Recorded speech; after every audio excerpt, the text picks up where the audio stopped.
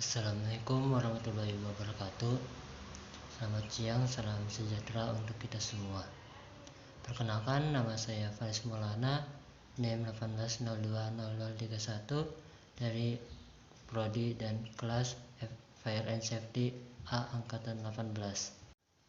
Saya membuat video ini bertujuan untuk menyelesaikan ujian tengah semester mata kuliah pengendalian dan penanggulangan tumpahan material berbahaya. Oke, baik. Langsung saja saya akan menjelaskan dan menjawab 6 pertanyaan ujian tengah semester mata kuliah pengendalian dan penanggulangan tumpahan material berbahaya ini. Apa yang dimaksud dengan material berbahaya? Menurut Peraturan Pemerintah Nomor 101 Tahun 2014, Pasal 1, yaitu material berbahaya adalah zat, energi, dan atau komponen lain karena sifat, konsentrasi, dan atau jumlahnya baik secara langsung maupun tidak langsung dapat mencemarkan dan atau merusak lingkungan hidup dan atau membahayakan lingkungan hidup, kesehatan, serta kelangsungan hidup manusia dan makhluk hidup lainnya. Pertanyaan nomor 2. Sebutkan klasifikasi material berbahaya menurut United States Department of Transportation dan PBB. Pertanyaan nomor 2. A. Klasifikasi menurut United States Department of Transportation ada 9 kelas, antara lain yaitu kelas 1 eksplosif, kelas 2 gas, kelas 3 yaitu cairan mudah menyala atau terbakar, kelas 4 yaitu padatan mudah terbakar secara spontan dan dalam keadaan basah, kelas 5 yaitu oksidator, kelas 6 beracun, kelas 7 radioaktif, kelas 8 korosif, kelas 9 bahaya lainnya. Sedangkan klasifikasi menurut PBB hanya ada 2 klasifikasi, yaitu bahaya fisik dan bahaya kesehatan dan lingkungan. Pertanyaan nomor 3. Bagaimana cara pengendalian tumpahan material berbahaya? Jelaskan. Menurut saya, cara pengendalian tumpahan material berbahaya ada 2 cara, yaitu mengadakan penyediaan MSDS dan label di setiap bahan kimia atau material berbahaya. Karena di dalam MSDS terdapat poin yang menjelaskan identifikasi bahaya apa saja yang ada di bahan kimia tersebut dan cara pengendalian tumpahan material berbahaya tersebut. Yaitu yang kedua, petugas ahli K3 kimia harus memiliki sertifikat dan sudah Pertanyaan nomor 4. Ambillah satu contoh material berbahaya, kemudian dijelaskan setiap poin. Ada 16 poin dari contoh MSDS material berbahaya. Poin 1. Identifikasi bahan dan perusahaan. Nama produk, potasium permanganat atau kalium permanganat.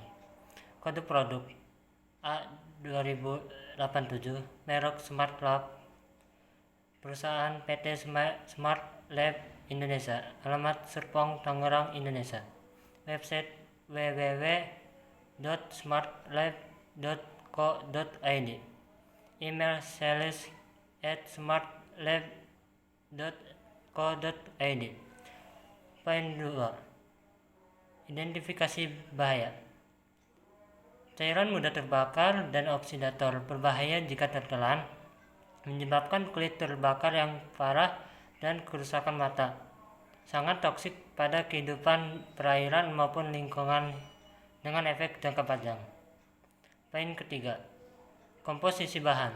Rumus kimia KMnO4, massa molekul 158,03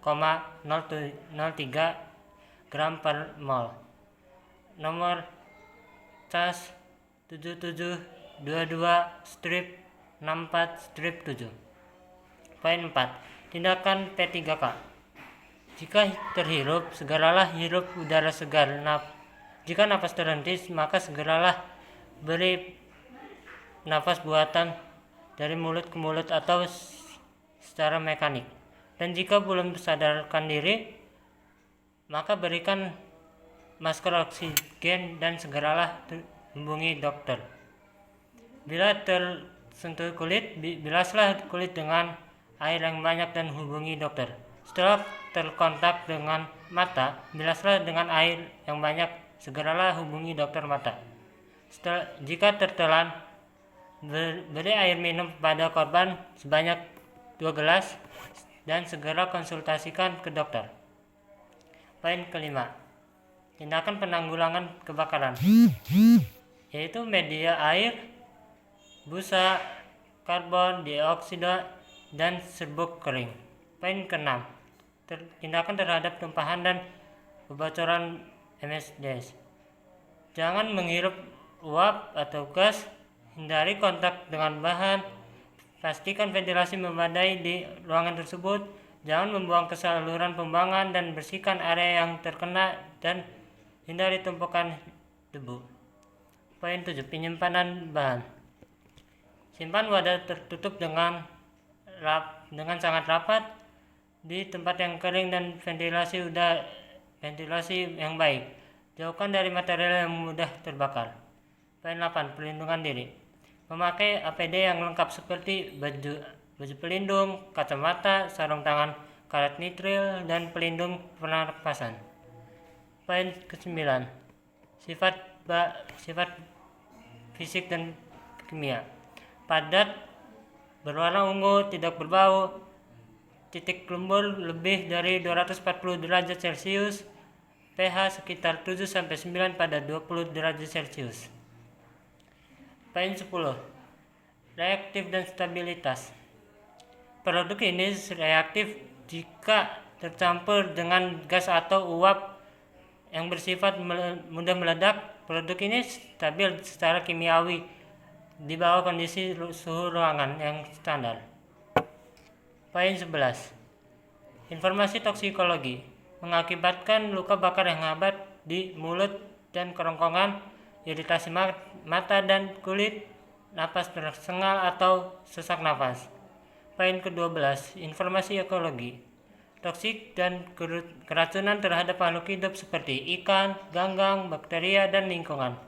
Poin 13, pembuangan limbah. Limbah harus dibuang sesuai dengan petunjuk serta peraturan nasional dan lokal lainnya.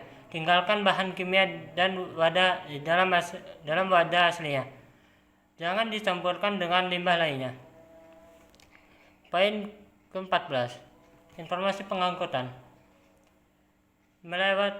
Melewati transport laut nomor PPB UN 1490, nama pengampalan yang potasium permanganat sesuai berdasarkan PBB kelas 5.1, kelompok pengemasan 2, environmentally hazardous, ya, tindakan kehati-hatian, ya. Poin 15, peraturan perundang-undangan. EU REACH nomor 1907/2006. Poin 16, informasi lain. Informasi dalam dokumen ini berdasarkan pada pengetahuan terkini kami dan berlaku untuk produk yang berkaitan dengan tindakan pencegahan dan keselamatan. Itu tidak mewakili menjamin sifat dari produk. PT Smart Lab Indonesia tidak bertanggung jawab atas segala kerusakan akibat penanganan atau dari kontak dengan produk di atas. Oke, nomor 5. Jelaskan ketentuan di dalam membuat plakat.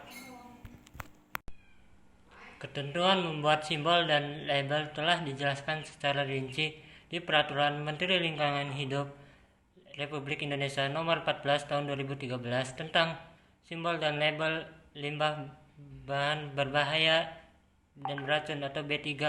Dengan adanya perundangan mengenai simbol dan label limbah B3 ini, diharapkan masyarakat, pekerja, atau pihak-pihak tertentu dapat mengenali informasi dasar-dasar tentang jenis dan karakteristik limbah tersebut. Secara umum, untuk ukuran simbol pada kemasan yaitu dibuat dengan ukuran 10 x 10 cm, sementara untuk ukuran yang ada di kendaraan yaitu 25 x 25 cm. Dengan bentuk bujur sangkar diputar 45 derajat, dan simbol B3 ini harus terlihat jelas dari jarak 20 meter. Sedangkan label B3 berukuran paling rendah 15 x 20 cm dengan warna dasar kuning serta garis berwarna hitam dan tulisan identitas berwarna hitam dan tulisan peringatan dengan huruf kapital dan berwarna merah. Pertanyaan nomor 6. Mengapa perlu dilakukannya pengendalian tumpahan material berbahaya? Apakah hubungannya dengan ketiga? Menurut saya, kita perlu mengetahui dan melakukan pengendalian tumpahan material berbahaya ini untuk mencegah timbulnya dampak kesehatan dan pencemaran lingkungan, serta mencegah terjadinya radiasi atau kontaminasi jika terjadinya tumpahan material berbahaya ini. Hubungan pengendalian tumpahan material berbahaya dengan ketiga yaitu karena dalam pengendalian tumpahan material berbahaya atau bahan kimia berbahaya untuk mencegah dan mengurangi risiko kecelakaan kerja dan penyakit akibat kerja disebabkan dari penggunaan bahan kimia berbahaya atau material berbahaya ini. Pengendalian tumpahan material berbahaya ini bisa dapat dilakukan oleh pengawas laboratorium di tempat kerja atau perusahaan tersebut, petugas ahli K3 kimia atau ahli K3 umum, atau instansi atau lembaga yang membuat MSDS bahan kimia tersebut. Sekian penjelasan dan jawaban dari 6 pertanyaan ujian tengah semester mata kuliah pengendalian dan penanggulangan tumpahan material berbahaya, dan jangan lupa menerapkan 5M. Terima kasih. Wassalamualaikum warahmatullahi wabarakatuh.